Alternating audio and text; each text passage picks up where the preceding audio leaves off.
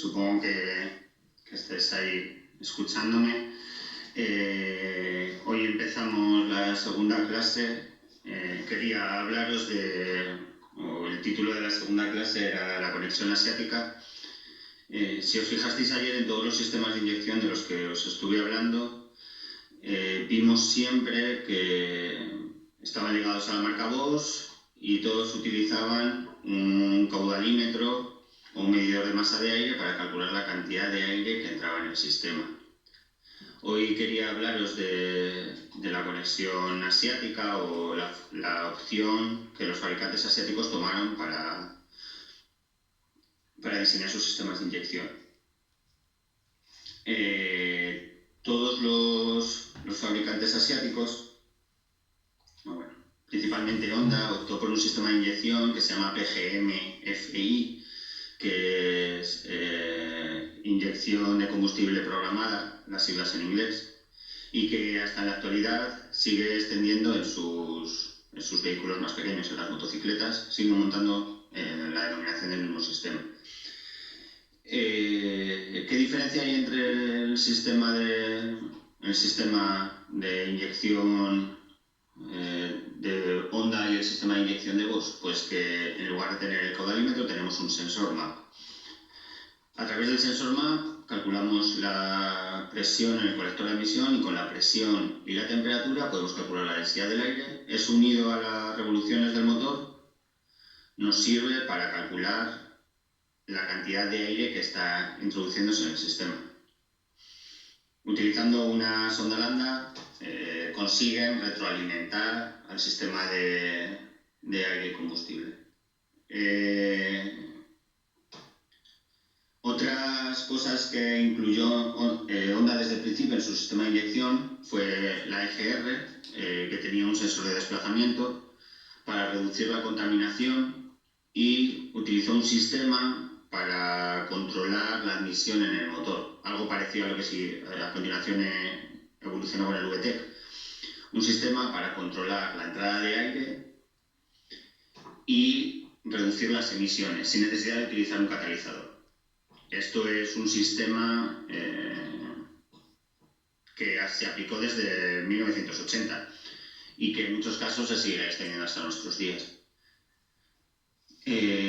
Utilizo un esquema que, aunque no es directamente de un motor Honda, sigue trabajando con la misma filosofía. Si veis lo que tenemos ahí atrás, es un sistema que trabaja bajo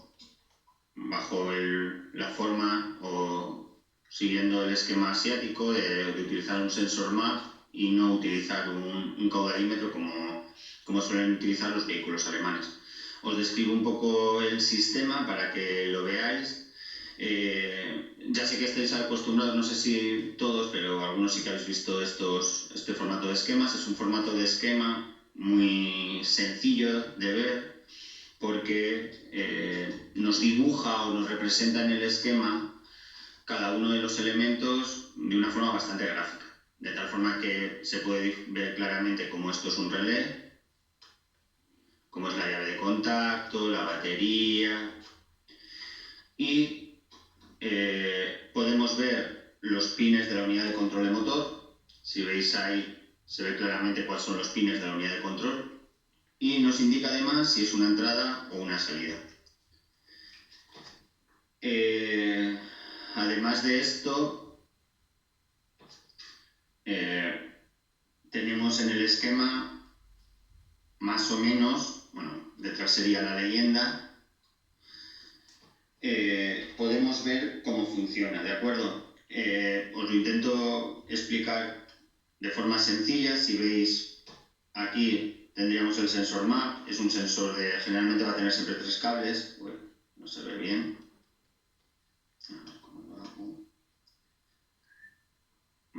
Ese que tenéis ahí es un sensor MAP, tiene 3 cables, suele tener uno de alimentación, uno de masa y otro a través del cual envía la señal al sistema. Esto ya se aplicó, pues como os he dicho, por Honda desde 1980 con los primeros Honda Accord y Civic, utilizaban este sistema. Es un sistema mucho más económico que el sistema de Robert Bosch y igual de funcional. Simplemente también me gustaría contaros que este sistema, o en los primeros sistemas, incluían ya un sistema de autodiagnóstico de la unidad de control o del funcionamiento. Los sistemas de PGM, FI, al igual que sucede con las motocicletas actualmente, utilizan un código de destellos con unos LED para indicarnos las averías. De tal forma que podríamos ver, dependiendo del número de destellos, cuál es la avería que tiene el sistema de inyección. Suelen, por ejemplo, en las motos, es muy normal que utilicen un puente que se hace sobre un conector y dependiendo de los destellos que nos van a emitir, podremos saber cuáles son los diferentes códigos de avería. A ver si puedo abriros un documento.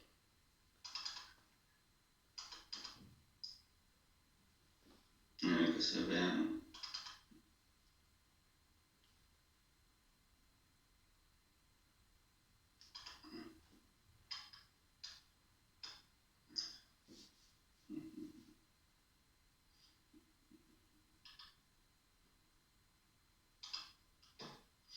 Bueno, lo que hace el sistema de onda es que, pues por ejemplo, si quiere representarnos, en los primeros sistemas lo que incluían eran 4 LED. Con estos 4 LED lo que hacían es que nos representaban el número 1, el número 2, el número 4 y el número 8. Y se encendían, por ejemplo, el primero y el tercer LED, nos indicaban el número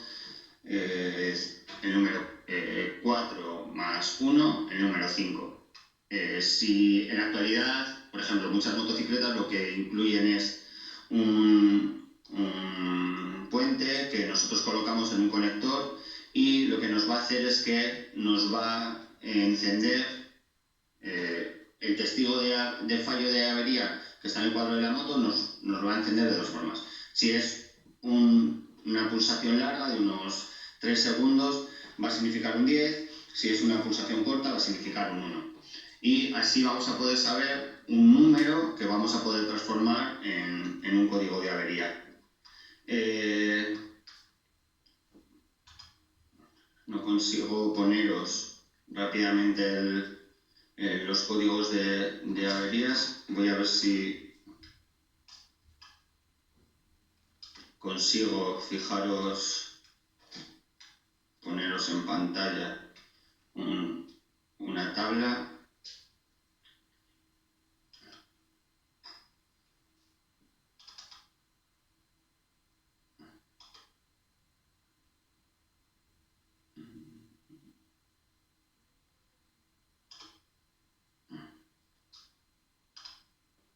Vale, ahí está. Mirad, por ejemplo, cuando, como os he dicho, en los primeros vehículos, por ejemplo, lo que teníamos eran los 4 LED.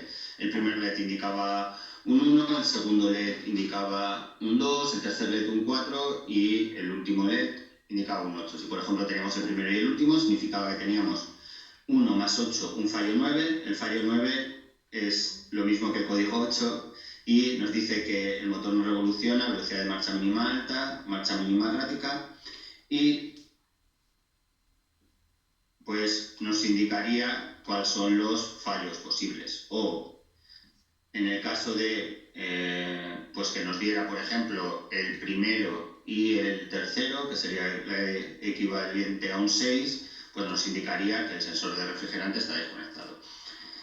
Para mí es muy curioso por dos cosas. Primero, para que podáis entender en qué se basan los sistemas de autodiagnosis, esto es que las unidades de control se diagnostican a ellas mismas.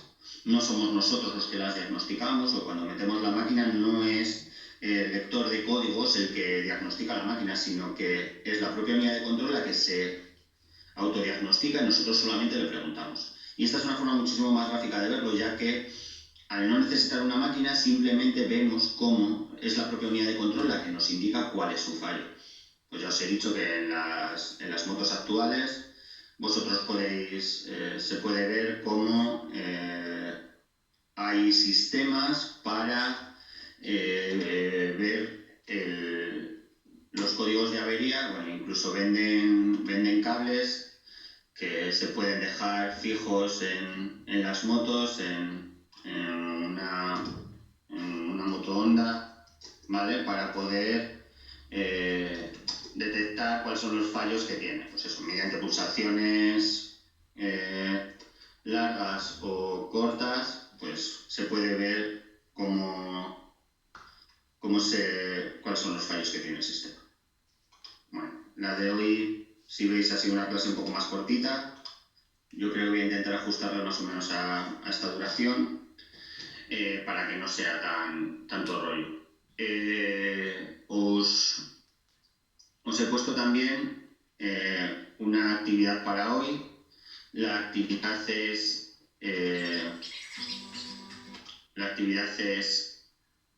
si la veis aquí abajo, está igual en el apartado de gasolina. A ver si me da tiempo a ponerlo rápido. Perdón. Está en el apartado de gasolina, en el tema número 5. Y vamos a repetir una actividad que hicimos en el tema número 1, pero cambiando las condiciones. Lo que tenemos es esa actividad. Lo que tenéis que hacer es, tal como hicimos en el tema 1, y utilizando una fórmula para calcular la densidad, bueno, tenéis que replicar más o menos la actividad del tema número 1, en el que, utilizando la fórmula para calcular la densidad del aire, calcular la cantidad de fuel o de combustible inyectado, tal y como hacen estos sistemas que os he explicado hoy, que utilizan el sensor MAP para medir la presión y calcular la densidad del aire. No veo si tenéis alguna pregunta, no sé si estaréis ahí o no estaréis ahí.